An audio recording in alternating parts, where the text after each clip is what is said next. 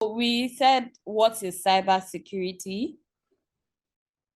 And I said that cybersecurity is the practice of protecting computers, servers, mobile devices, networks, and data. Basically, anything that can be online is within the scope of cybersecurity to protect. Do you understand? Yes, I do. Okay. Then the measures are preventive, detective, and responsive measures. In the class going ahead, you're going to understand more. And the core of cybersecurity is confidentiality, integrity, and availability. Confidentiality is who sees this thing, who is allowed to access this stuff, what mechanism is put in place before a person can access these things, like your data, information, assets, whatever. Then integrity is how true is this thing? Is it correct? How correct is it? What are the mechanisms that make this thing correct? What are the protocols to check if it's correct? Then availability is, well, availability is available to use. Do you understand? Yes, ma'am. Okay, let's move forward. Then I said, why is cybersecurity important?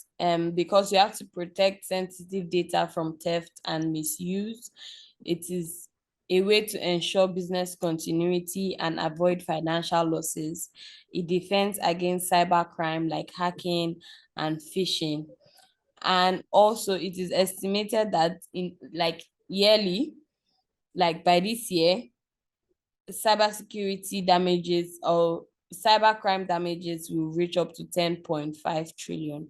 And that is a lot. And that is where cybersecurity analysts come in. We are trying to mitigate financial losses.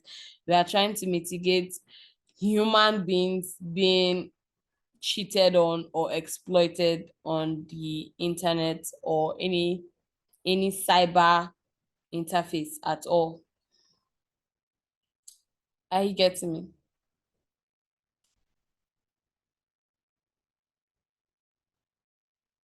I'll assume that that silence is yes. Sorry to Yes. interrupt. Okay. I think you missed the objectives part. Okay. No, I haven't gotten there. Okay. Have I passed it? Okay. Thank you very much, Ibo.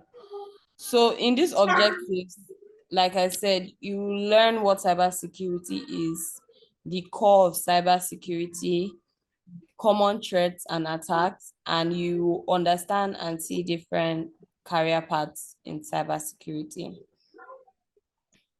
Please, I want you guys to ask. I like as this conversation is going, let it be conversational. It should not be like I'm teaching you like classroom kind of thing.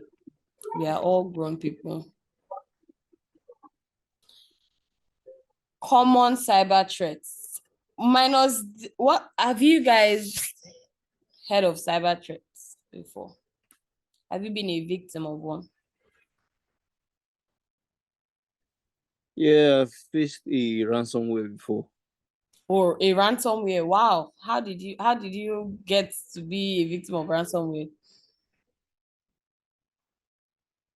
Well, I wanted a free version of a software online. Sorry, I'm Got not myself laughing. in that situation. You said what? I wanted a free version of a software online and Okay. got myself into that situation. Okay. Abdusalam, what about you? No, I have not. I've not Okay. really, as in, I've heard of those words before, but I've not really. Yeah, this class, we are going to really simplify them so that you can understand what all of them mean and how you can be a victim of one and how to actually avoid one. So I think the most common one that we are okay, let's start from the one that Noble told us he was a victim of, and that is ransomware. Ransomware happens in a way that they lock up either part of your system, or they are able to infiltrate to access some of your data that they deem sensitive, or you have shown us that that data is sensitive, and they lock it up and they require money from you in order to let it go. So Noble, were you able to get your data back? How were you able to come out of this ransomware? Please tell us. There was no sensitive info on the system, so I just resorted to flashing it. Okay, so Noble was the lucky one in a ransomware attack. There was really nothing they could carry, so he was able to cut his losses. So that's lucky. Some people are not that lucky, neither organizations. If they catch you and they've put you in a corner, sometimes you might have to bring out that money. And sometimes bringing out that money does not guarantee your data back. So that's basically what ransomware is. Then worms and viruses. Worms and viruses look alike a lot, but the difference is that virus needs human interaction. Like they'll tell you, oh, click on something. Oh, or sometimes you just see maybe okay, from let's take from an email perspective, they'll tell you, oh, click on this link, or oh, download this thing. It needs human interaction in order to exploit or do what it is meant to do. That means go around your system and cause havoc. Some viruses can be simple and some are very, very, very damaging. Then we have worms. You should fear worms. Worms don't need human interaction. They just need to get in and they will do their work from there. So worms and viruses look alike, and sometimes a lot of people confuse them, and sometimes they have similar attributes, but the difference is the human interaction. Then phishing.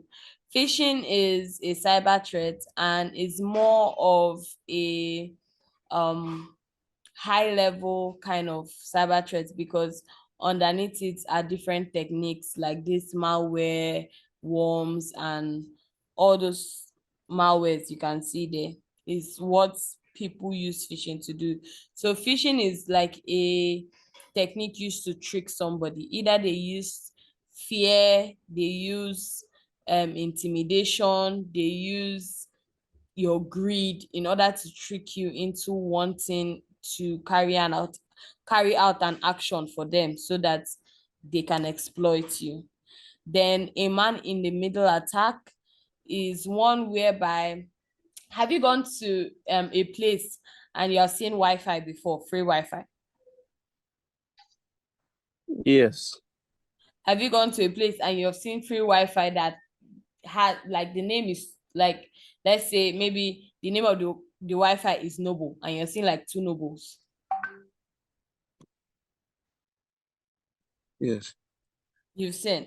So like there is a possibility that one of them might be an evil twin. That's what a man in the middle attack looks like. And an evil twin is like a look-alike Wi-Fi that will try to copy the original one, so that when unknown users access their apps or just go on the Wi-Fi to have internet, they can get data from you. So man in the middle attack are very different, but that's the one I can make you guys relate to very easily.